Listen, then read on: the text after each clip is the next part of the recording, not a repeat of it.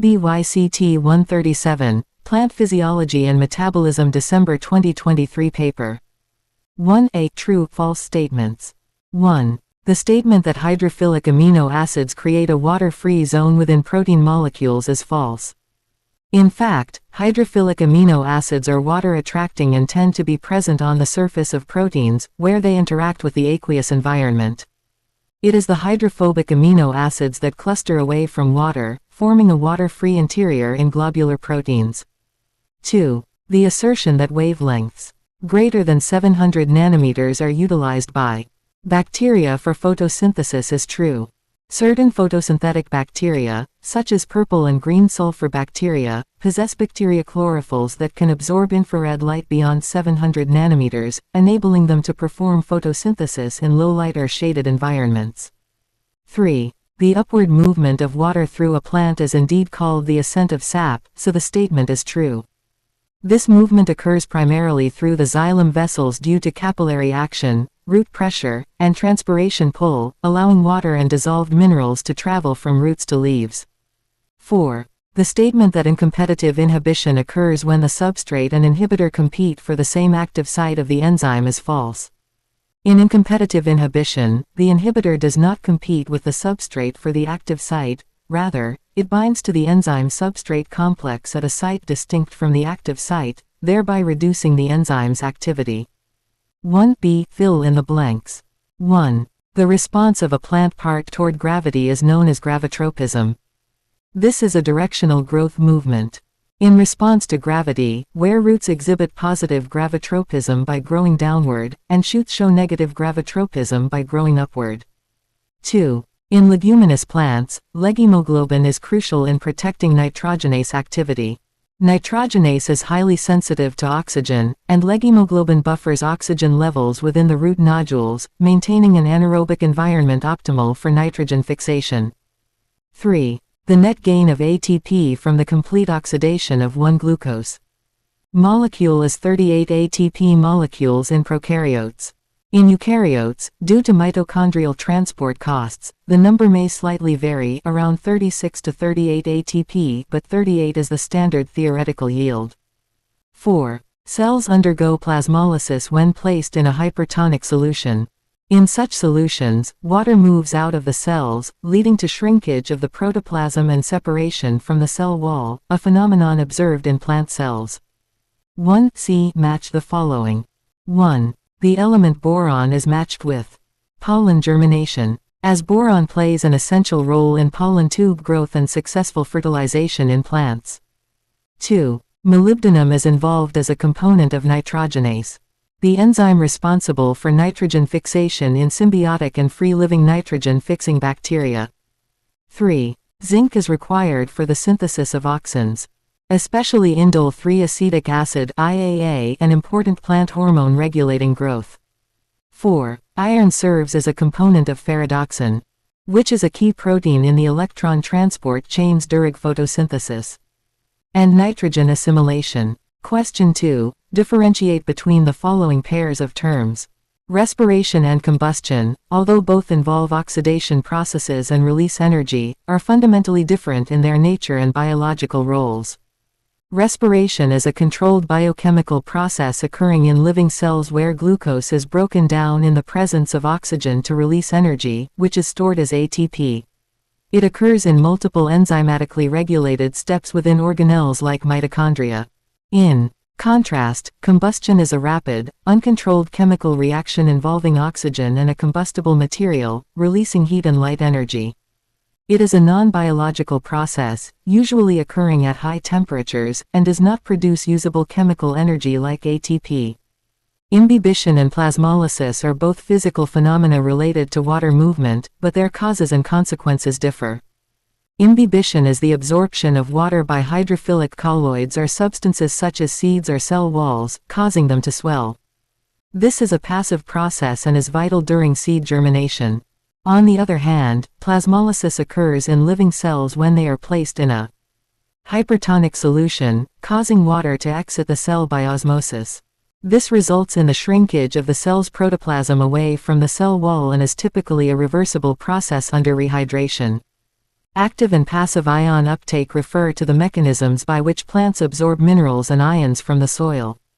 Active uptake involves the use of energy in the form of ATP to move ions against their concentration gradient through transport proteins located in the plasma membrane. It allows for selective absorption and accumulation of nutrients even when external concentrations are low.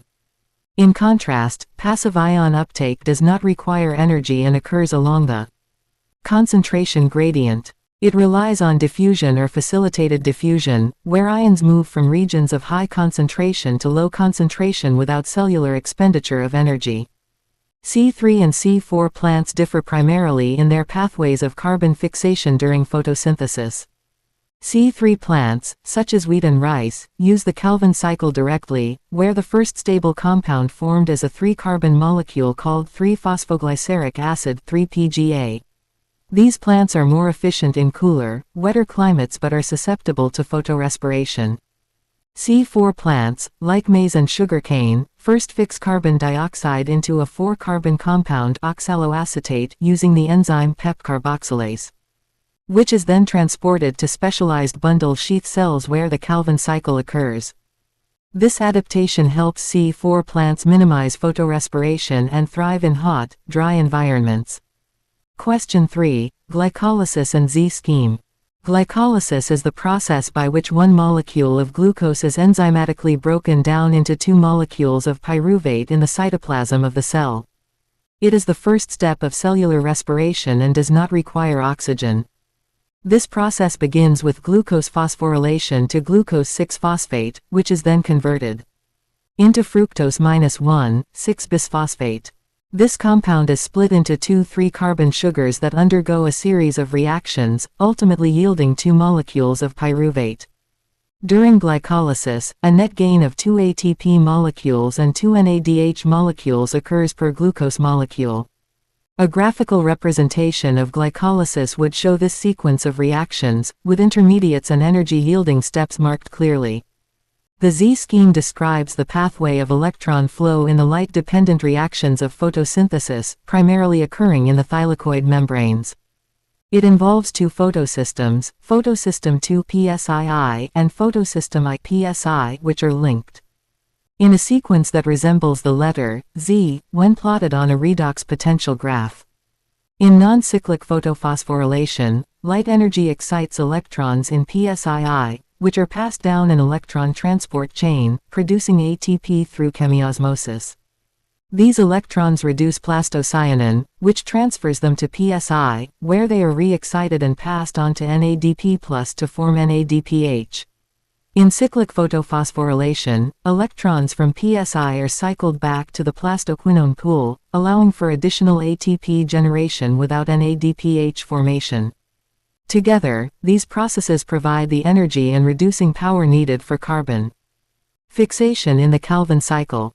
Question 4. Nitrogenase activity and accessory pigments. The activity of nitrogenase, the enzyme complex responsible for biological nitrogen fixation, is influenced by multiple environmental and biochemical factors.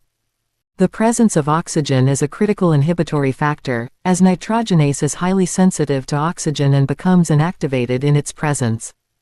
Symbiotic organisms, such as those in root nodules of legumes, produce leghemoglobin to bind oxygen and protect nitrogenase. Temperature and pH also affect the enzyme's activity, with optimal conditions required for efficient function. Additionally, the availability of essential nutrients such as molybdenum and iron, which are cofactors for the enzyme, play a significant role in sustaining nitrogenase activity. Energy in the form of ATP is crucial, as the reduction of one molecule of nitrogen to ammonia is energy-intensive. Accessory pigments in plants, such as carotenoids and phycobilins, complement chlorophyll by capturing additional wavelengths of light that chlorophyll cannot absorb efficiently. These pigments broaden the spectrum of light energy that plants can use for photosynthesis, thereby enhancing photosynthetic efficiency. Carotenoids absorb light in the blue and green regions and protect the photosynthetic apparatus from photo damage by quenching excess energy. Phycobilins, found in algae like cyanobacteria and red algae, absorb light in regions where chlorophyll absorption is minimal, especially underwater. These pigments transfer the absorbed energy to chlorophyll in the reaction centers, ensuring maximum utilization of light energy for the photochemical processes. Question 5. Plant hormones and vernalization. Auxins, cytokinins, and gibberellins are three major plant growth regulators that profoundly influence plant development. Auxins primarily promote cell elongation in shoots and play a vital role in phototropism, apical dominance, and root initiation. They are synthesized in the shoot apex and transported downward. Cytokinins, in contrast, promote cell division and are abundant in root tips. They work antagonistically to auxins in controlling apical dominance and stimulate shoot formation during tissue culture.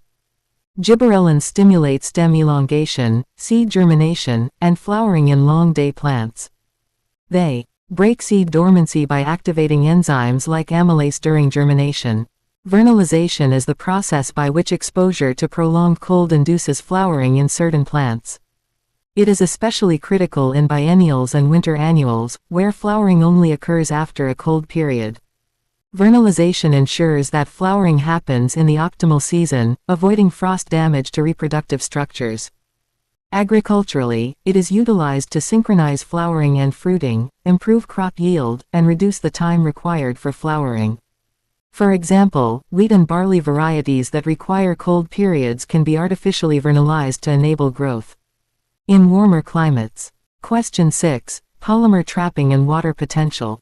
The polymer trapping model explains symplastic loading in the phloem, particularly in plants with intermediary companion cells. In this model, small sugars such as sucrose diffuse from mesophyll cells into intermediary cells through plasmodesmata. Inside the intermediary cells, sucrose is converted into larger oligosaccharides like raffinose and stachyose. These larger sugars cannot diffuse back due to their size and are trapped within the phloem. This unidirectional movement creates a concentration gradient, facilitating the continued symplastic flow of sucrose.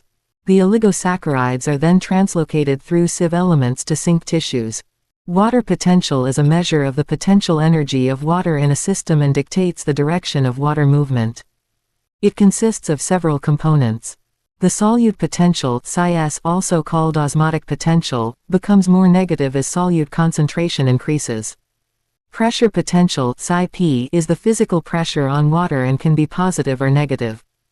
Metric potential, Psi-M, arises from water's adhesion to surfaces like cell walls and soil particles, though it is more significant in soil science. The total water potential, Psi-W, determines the net movement of water, with water always moving from regions of higher, less negative, to lower, more negative, water potential. Question 7. Short notes. Flowering hormones, particularly florigen, are hypothesized plant hormones that induce flowering in response to environmental cues such as photoperiod. Though its chemical identity remained elusive for decades, recent studies suggest it may be associated with the FT protein in Arabidopsis.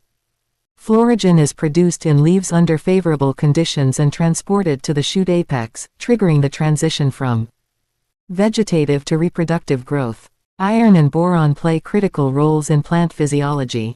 Iron is essential for the synthesis of chlorophyll and functions as a component of many redox proteins like ferredoxin and cytochromes. Its deficiency leads to chlorosis, especially in young leaves. Boron, on the other hand, is necessary for cell wall formation, membrane integrity, and pollen tube growth.